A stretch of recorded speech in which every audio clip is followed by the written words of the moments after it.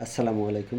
ইয়াসমিন হুসাইন একটি পোস্টে খুব ছোট্ট করে বলেছেন যে হ্যাঁ এবং না শব্দ দুটি খুবই ছোট এবং নিছক বলতে গেলে, অথচ এই দুটি শব্দের ভিতর আমাদের জীবনের ভালো মন্দ নিহিত রয়েছে এবং এই দুটি শব্দ আমরা সহজে প্রয়োগ করতে পারি না। যদিও আমরা বলি হ্যাঁ এবং না শব্দ দুটি মুখে হয়তো বলে থাকি যে খুবই ছোট, কিন্তু এই শব্দ দুটির গুরুত্ব অপরিসীম। অসংখ্য অসংখ্য ধন্যবাদ আপনাকে।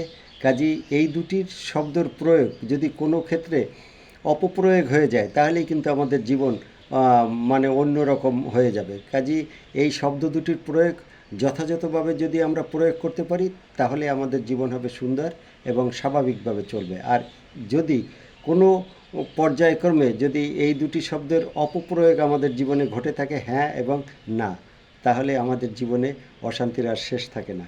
অসংখ্য অসংখ্য ধন্যবাদ আপনাকে। আরেকটা কথা বলে রাখি, এই যে জীবনসঙ্গী নির্বাচনের ক্ষেত্রে আমরা অনেক সময় হুটহাট করে সিদ্ধান্ত নিয়ে ফেলি। আসলে আমাদের এই সিদ্ধান্তটা একটু কঠিনভাবে নেওয়া উচিত এবং হ্যাঁ যখন আমরা বলবো কাজে অনেক ভেবেচিন্তে হ্যাঁ বলা উচিত, এবং যদি নাও বলি তাহলেও এই নায়ের পক্ষে এবং বিপক্ষে অনেক ভেবেচিন্তে না শব্দটা প্রয়োগ করা উচিত। অসংখ্য অসংখ্য ধন্যবাদ আপনাকে, আপনি সুন্দর একটি পোস্ট দিয়েছেন।